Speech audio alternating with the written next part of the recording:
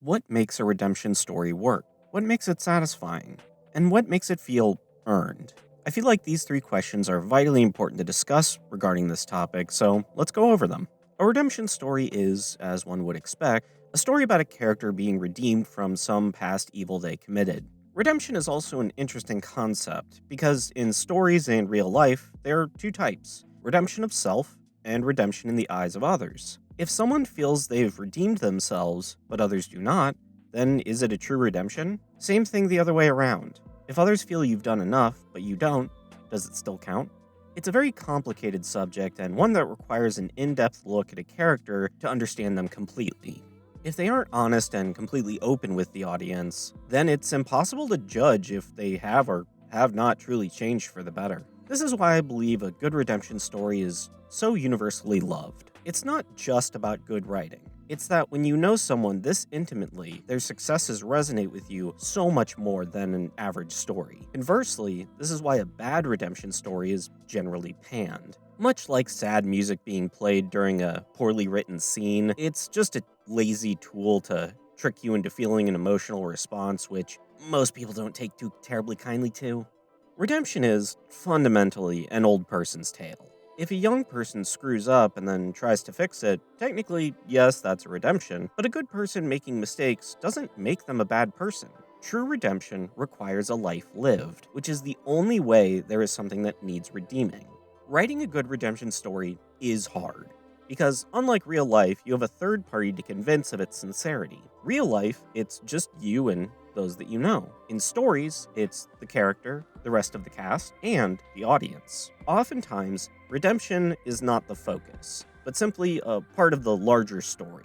Take Star Wars, for example. Han Solo needs to learn that running away from his problems isn't a solution, and that the true value is his friends and loved ones. Another well-known example is Vegeta from Dragon Ball Z. He goes from a planet-destroying, not really cannibal, but alien-devouring monster to a goofy dad who's just willing to do stupid dances to keep his family safe. Mushoku Tensei, or Jobless Reincarnation, was originally a web novel that has since been made into light novels, manga, and an anime. It's very highly rated by its fans for its depth and length of story. In addition, it's mostly credited with forming the modern isekai genre as we know it, being one of the earliest examples that puts a lot of emphasis on letter ranks to categorize things like how dangerous a monster is, the rank you are in a guild, and even the specifics of like magical membership cards to guilds. It's pretty easy to see how many modern isekai were inspired by this media. Before I get into the explanation of what exactly Jobless Reincarnation is about, I wanted to make a quick note of the visuals of this video. I'll throw up manga panels and anime clips when I can, but I wanted to have something on screen that wasn't just a static image or an image panning across the screen, and YouTube's copyright system is, to put it nicely, a nightmare for trying to use clips from most anime, so I really don't want to deal with that. Jobless Reincarnation's plot centers around a 34-year-old NEET, which means not in education, employment, or training, who has been wasting his life doing nothing of value and being a leech on his family members. He's thrown out on the street after skipping out at his parents' funeral while being held downstairs from his room. Putting a pin in that for later. After feeling like his entire life has been pointless, he wanders around and he sees an oncoming truck hurtling towards a group of unaware teenagers, trying to do at least one good act in his life. The unnamed man dives forward to push them out of harm's way, only for him to get hit and killed instead. The next thing he knows is that he's been reborn as a baby in an entirely different world, one of fantasy with magic and monsters. It's soon after learning about where he is that he decides to really put work in this time and live his new life to the fullest. Having retained all of his past memories, this means overcoming the sort of person he was before, becoming someone that he can truly be proud of. As he grows up, the story covers his journey as Rudeus Greyrat, or Rudy for short, learning magic, swordplay, and all about life in this new wonderful world. He meets a vast array of people, from those around his age to magical beings who have lived hundreds of years, to the very gods themselves. Other than himself, the three primary main characters are Sylphiette, Roxy Magurdia, and Eris Boreas Greyrat. There are many other who feature prominently in the story, but For the most part, it centers around Rudy and his interactions with those three. The question at this point is, what does Rudy in the larger narrative view as faults requiring redemption? And to follow that up, how does that compare to an actual redemption? From what we're told, Rudy was a promising child. He was smart, well-liked, and had good social skills. He even had what he refers to in the light novel as a, quote, childhood friend like you'd see in an anime, end quote. Putting another pin in that for later. He eventually joins a computer club at school, which inspires him to save up money and build his own computer. Doing this results in him falling behind on his studies, which causes him to fail to get into a good high school, and all of this culminates with him getting ruthlessly bullied at the school he ends up at. He gets on the bad side of what happens to be two of the worst bullies at the school, who proceed to strip him naked, tie him to the front gate of the school, and take pictures of him to spread around. This causes him to get a nickname. Now, I know what it says on the wiki, and that's likely the official translation, that being Pencil Dick. But I'm going with the first translation I ever saw, which it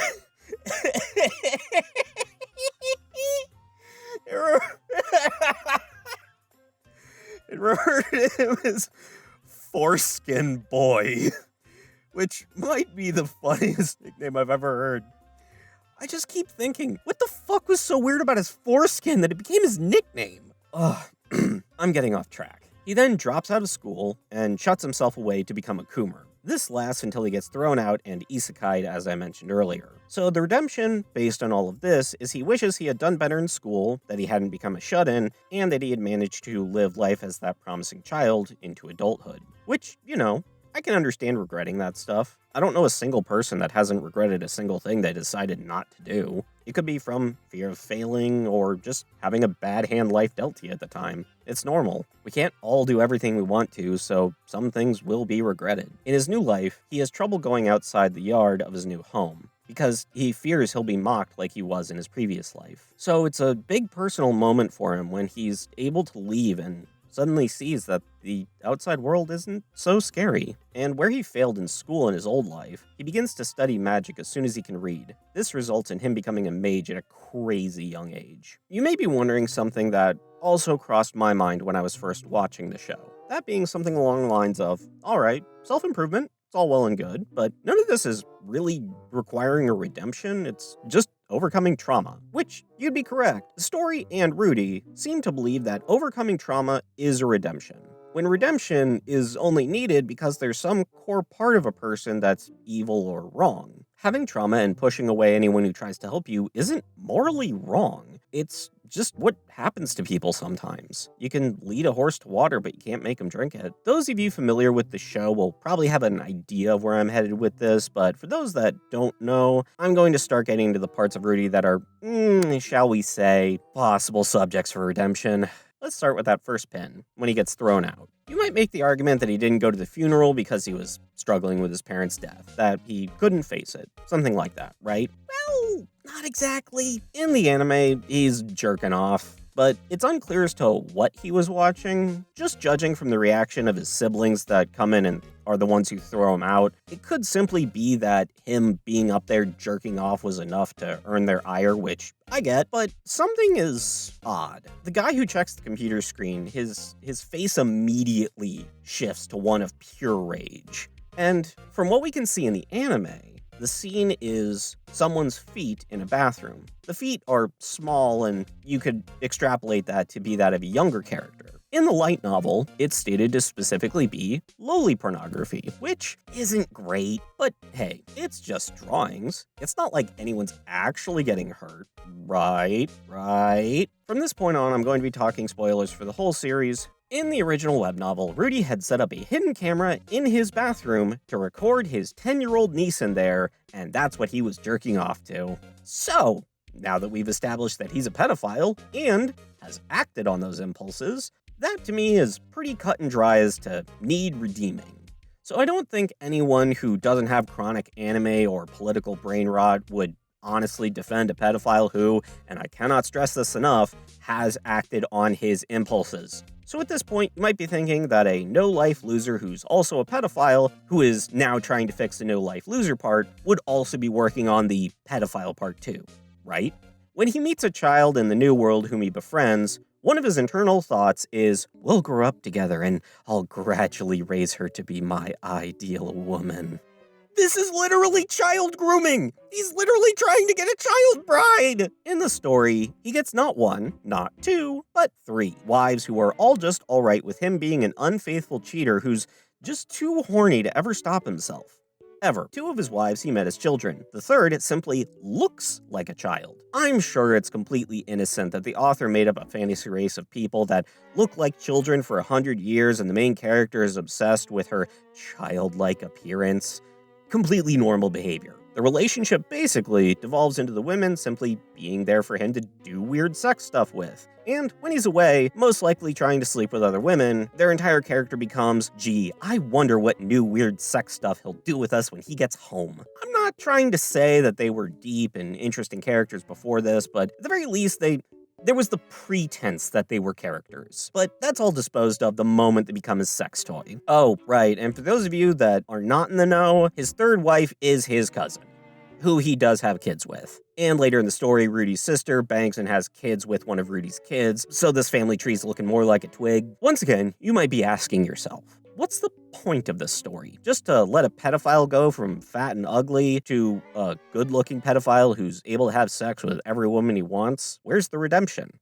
Trick question! There is none. The story is about his life, but there's no point to it other than him getting praised at every turn, earning women like objects, and having a shitload of kids. I mean, the fact that his dad cheats on his mom with the live-in slave maid, but then gets married to the maid too is crazy enough. But the story wants you to think that Rudy will have some grand revelation upon learning that his dad is wrong, that his dad was an asshole, that he was a bad parent and husband. In reality, it just is Rudy coming to the conclusion that his dad was objectively correct and that his last suggestion before dying in a very hilarious way was to keep banging multiple women at every single chance he could because it was the best life advice ever. Side note, I don't have a problem with polyamory. As long as everyone involved is a consenting adult, it's fine. Whatever makes people happy. It's polygamy that I have a problem with. One husband, many wives as dependents. It's a power imbalance, and that's not okay. Oh, right, another thing.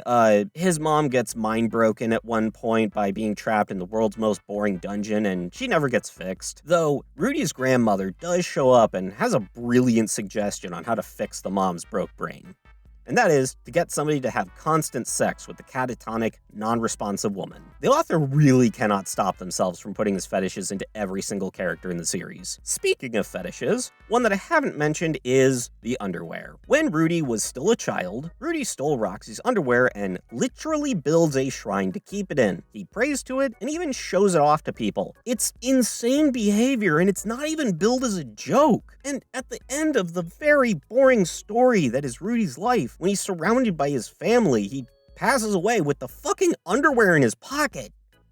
Getting back to the question I put forth earlier, what about the plot of the show? I do want to explain the general stuff that happens. The main overall plot is centered around a weird time loop that Rudy's appearance breaks by being a new factor. The man god is trying to keep a prophecy from being fulfilled, the result of which is his death. To give a brief overview of what the man god is, he's one of the few parts of what was the creator god whom, after creating the planet, broke into multiple parts and made things like the man god, the dragon god, etc. The original man god never appears in the series proper, and whatever this entity is, killed and took over the original man god. The entire point of his plan seems to have been to get the other powerful beings to kill each other so that he could take over the world. Specifically, he went after the dragon god and his kin. The dragon god, before dying, trapped the man god in the void world, and sent his own son into the future to try and kill the man god. It's all very stupid and convoluted, but the summary is Orsted is the son of the dragon god who was sent to kill the man god for getting the dragon tribe killed.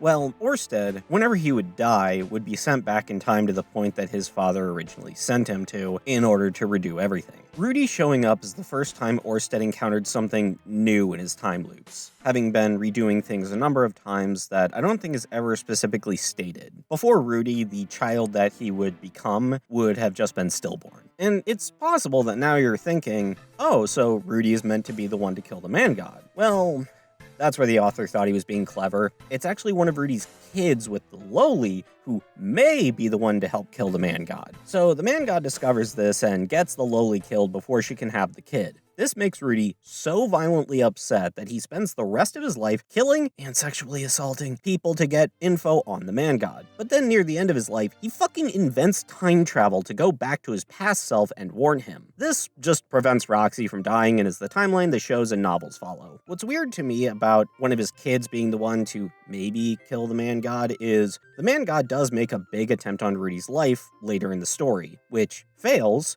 causing him to give up, and he just goes away. He doesn't try again, doesn't see about killing the kid or Rudy in another way, he just leaves.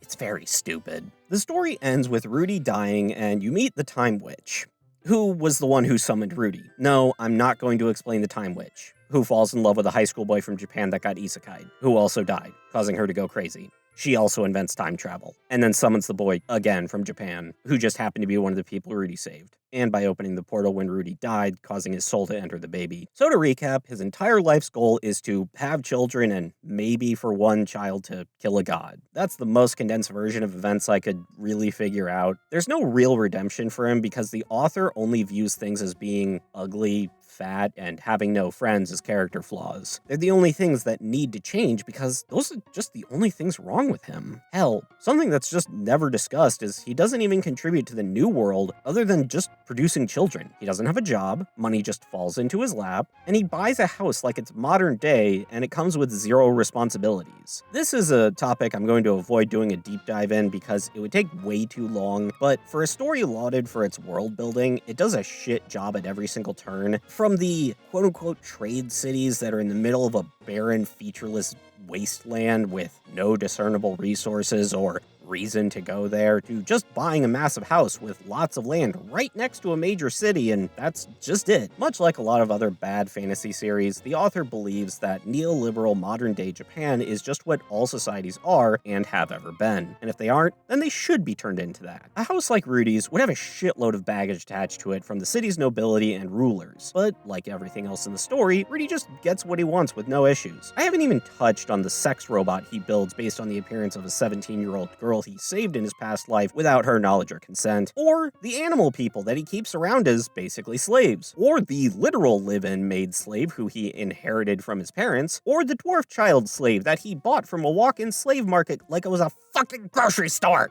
Fuck! How did I forget the longest single plotline that has been animated? Alright, so, for those of you that don't know, the first child he sleeps with is his cousin. I know people talk about how age of consent laws are different, but the author literally decided that. And people who either know way too much about local consent laws or get way too defensive about them really should have their house raided. This is the first person he slept with, which is something I'd put a pin in. He had a childhood friend that he likens to an anime stereotype of a childhood girl a main character is friends with. Personally, any author that references the medium they're in, life isn't a game in a game, or this isn't like a movie in a movie, needs to have testicular torsion cast on them. But he doesn't go for her because she just doesn't have the right hairstyle for a tomboy, and so she's ugly. That's real incel behavior if I've ever seen it. Back to the point at hand, the night after he takes advantage of the child, which, point out, he's been trying to do weird sex stuff with to her the whole time he's known her, like when she's kidnapped and the person behind it was an old noble who wanted to keep her as a sex slave, Rudy gets mad because he wanted to be the one to have a child sex slave. After this happens, he feels great, feels on top of the world. But then, oh no! Turns out she left in the middle of the night. They spent years together, were teleported to another continent with her, and had to find their way back home. How could she possibly pump and dump him? Well, she just leaves because she doesn't feel worthy of someone as amazing and powerful and sexy and perfect as our little Rudy is. Even though he just doesn't see it, she knows he deserves to have the world suck him off at every chance. What is his response when she's gone? Well, he wanders off to far-off places to wallow in his depression for several months. On his travel, he ends up befriending some local mercenaries, one of whom is a child who's roughly the same physical age as him, so 15. For those keeping track, in his past life, he was 34, so he's now a 49-year-old desiring a 15-year-old. When she falls for him, and much like when his cousin fell for him, she just offers herself to him because he's just that awesome. He jumps at this chance, strips, but then figures out something is wrong. He can't get it up. He freaks out. She freaks out. and leaves. Like, my dude, I know you're a pedophile rapist, but it's not uncommon for guys to have performance issues. Even if it was a situation with two consenting adults, you have hands, don't ya? This then leads him into figuring out that he physically cannot get an erection. He was so traumatized by his cousin leaving him that he hasn't had an erection since. He was roughly 13 when this happened, because Eris was 15 when she left him. During this attempt at trying to assault a 15-year-old child, he was also 15. His erectile dysfunction is only made apparent during the heat of the moment. I want you to stop and think about that for just a moment. What does that imply? This is a guy who has not had an erection for 2 years. Along with being a physically hormonal teen, this meant that this guy has not even tried to jerk off for 2 years. He's not even the sort of weirdo to practice semen retention. He's far too sex obsessed for that. But a guy who's literally trying to have sex with people while he was 2 years old, you're trying to tell me this same guy didn't try to swing by come and go during his downtime? That's some real serial killer type behavior. This plot point goes on in universe for about 4 years, because when he meets Sylphie and they get back together, he gets so into her that it just sort of fixes him. Like most of the plot lines, it's so sudden and fast with how long the buildup was, it never even remotely feels like it was well written. The problem is pretty obvious. It's because it was written as a web novel, so it's very clear that it was written with a serialized mindset, week to week, month to month. So much just spinning the wheels with literally nothing of note happening. When something does actually happen, it pops in and out of the story before everything quickly resorts to nothing happening again. This whole series is just miserable. Like, as I've said,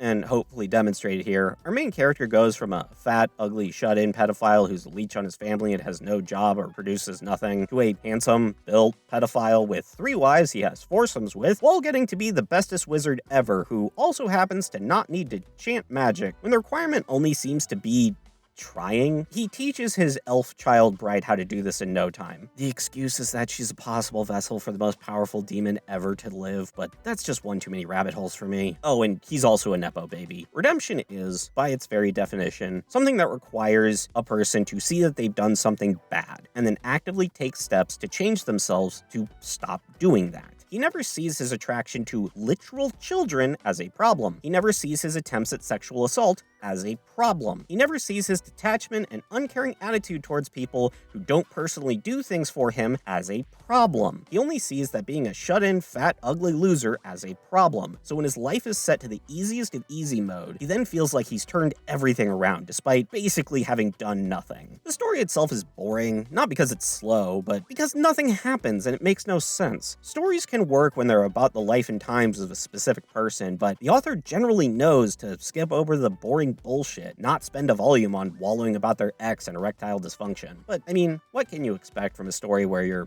entire life was defined by a bad experience in high school, the sort of experience that makes you yearn for the hellish existence that is middle school, one where you have a simpler time, a nicer time, back before you were known as Foreskin Boy.